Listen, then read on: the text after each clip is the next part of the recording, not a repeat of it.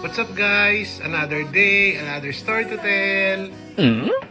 What's up guys? May nag-message sa akin na isang tropa na ang sabi niya sa akin, Tol, may nagsabi sa akin na ang life insurance daw ay hindi naman siya asset. Isa siyang liability. Oh no!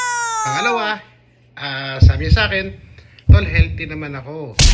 At pangatlo, yung ibabayad daw niya, mas malaki daw ang kikitain sa bangko. So sabi ko sa kanya, Uy Tol, ayan. Kung papasok mo yung pera mo sa bangko mo, at least kikita yan. Pangalawa, maganda din na healthy ka. So, dapat i-take advantage natin yan. Pero ano ba ang difference ng liability at ng asset? Liability, something that you owe, like a debt or financial obligation. Asset, something that has value or provides future financial benefit. So ngayon, let's do the math para mas talaga maintindihan talaga natin. Ano ba talaga yung pinag-uusapan natin? So for example, kumuha ka ng coverage na worth 150,000.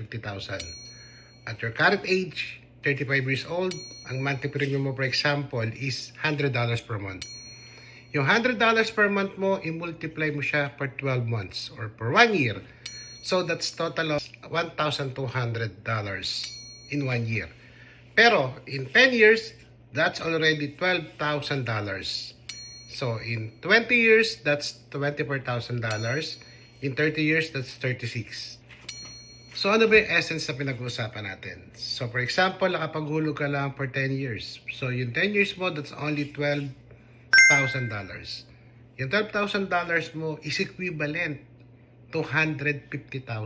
So ibig sabihin na ito yung makukuha ng family mo. It's something happen. At ano pa exciting part dito?